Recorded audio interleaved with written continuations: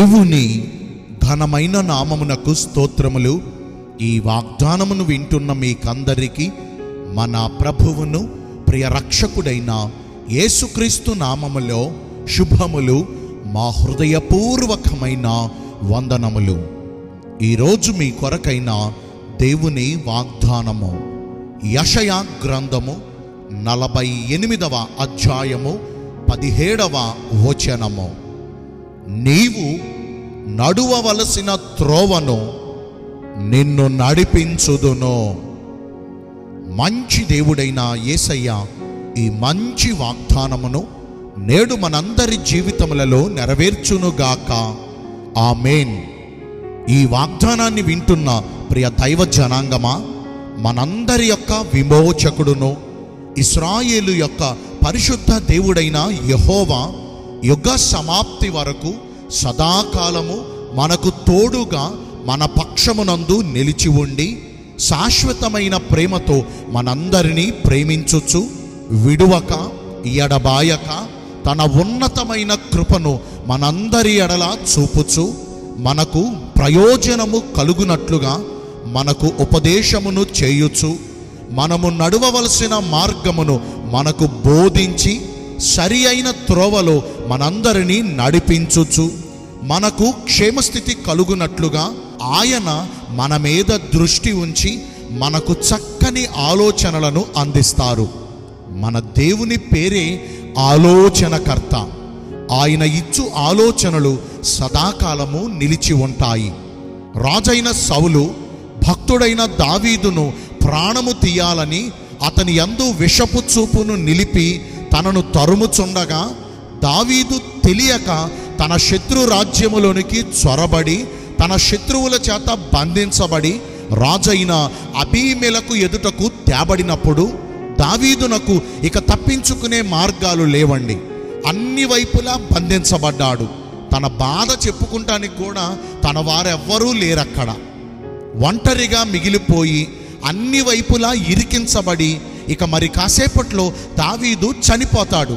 అలాంటి దిక్కుతోచని దీనస్థితిలో దావీదు ఉండి తనను తప్పించగలిగిన, తనకు మంచి ఆలోచనను అందించగలిగిన యెహోవా దేవునికి మొర్రపెట్టగా దావీదు మొర్రను ఆలకించి అతని ప్రార్థనను అంగీకరించిన దేవుడు వెర్రివాని వలె ప్రవర్తించమని దావీదునకు మంచి ఆలోచనను అందించి తాను చిక్కుబడిపోయినటువంటి ఆ అపాయములో నుండి, ఆ దీనస్థితిలో నుండి దావీదును క్షేమముగా బయటికి నడిపించారు. మన దేవుడు ఎంత గొప్ప దేవుడండి! ఆయన ఆలోచనలు ఎంత ఉన్నతమైనవో చూశారా? మరి కాసేపట్లో ప్రాణం పోతుందేమో అనుకున్న దావీదు పరిస్థితులను ఆయన ఒక్క ఆలోచన ఇచ్చి తనకున్న ప్రాణాపాయము నుండి విడిపించాడు. ఈ వాగ్దానం వింటున్న ప్రియ దైవ జనాంగమా, నేడు మనము ఎన్నో సమస్యల చేత చిక్కుబడిపోయామా? బంధకాలు మనందరినీ బంధించి ఇక మనకు విడుదల దొరకదేమో అనుకుంటున్నామా? మనము చిక్కుబడిపోయిన సమస్యలు చూచి ఇక దిక్కుతోచని దీనస్థితిలోనికి నెట్టబడ్డామా? కలవరపడకండి, దిగులు పడకండి. ఆశ్చర్యకరుడైన దేవుడు మన పక్షమునందుండగా ఆలోచనకర్త అయిన దేవుడు మనలను ప్రేమించి మనకు ఆలోచనలను అందించుచూ ఉండగా ఇక మనము ఇరికించబడము.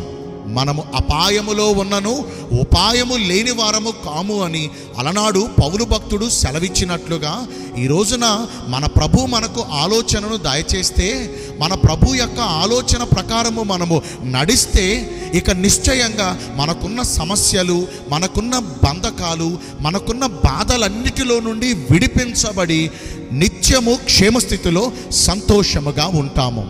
మరి మంచి దేవుడు మనందరినీ ప్రేమించి మనకు చక్కని ఆలోచనలను అందించాలంటే మనము ఎలాగున ప్రవర్తించాలి? మొదటిగా ఎడతెగకుండా ఎల్లప్పుడూ ప్రార్థనలు చేయాలి. సహనము కలిగి యెహోవా యందు నిరీక్షణ ఉంచాలి. ఎందరైతే ఎడతెగకుండా నిత్యము ప్రార్థన చేస్తారో మన ప్రభువు నిశ్చయంగా వారి పక్షమునందుండి వారి ప్రార్థనలను అంగీకరించి వారికి చక్కని ఆలోచనలను అందిస్తారు. రెండవదిగా ఆయన ఆజ్ఞలను శ్రద్ధగా ఆలకించుచు ఆయన చూపించు మార్గములో మనము ఖచ్చితంగా నడవాలి. మన స్వబుద్ధిపై ఆధారపడకూడదండి.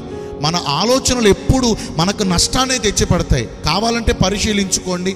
అదే మన ప్రభు ఇచ్చే ఆలోచన ప్రకారం నడవటం వల్ల మనము ఎప్పుడూ క్షేమంగా ఉంటాం, మనకెప్పుడూ ఏ లోటు కలగదు. మరి ఈ రోజున మన దేవుని వాక్కులను శ్రద్ధగా ఆలకించి ఆయన చూపించే మార్గములో నడుచుకుందామా?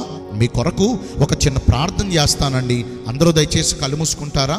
పరిశుద్ధుడును ప్రేమ కలిగిన మా ప్రియ పరలోకపు తండ్రివైన దేవా, మీ కృప కలిగిన బంగారు ఘన నామమును బట్టి నిండు మనసుతో కోట్ల కొలదిగా మీకు మా కృతజ్ఞత స్తుతులు స్తోత్రములు వందనాలు చెల్లిస్తున్నాము.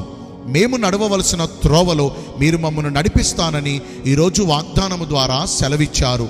మీ చిత్త ప్రకారము జీవించి ఈ వాగ్దాన ఫలమును పొందుకునే కృపను నేడు మాకందరికీ దయచేయండి. ఈ రోజున అందరైతే పుట్టిన రోజులను, వివాహ దినములను, ఇతరమైన శుభకార్యములను జరిగించుకుంటున్నారో వారందరికీ మెండైన దీవెనలు కుమ్మరించమని, మీ రాకడ కొరకు మమ్మను సిద్ధపరచమని యేసుక్రీస్తు ప్రశస్త నామమున ప్రార్థించి వేడుకొనుచున్నాను మా ప్రియ పరలోకపు తండ్రి. ఆమేన్. May God bless you all. Thank you.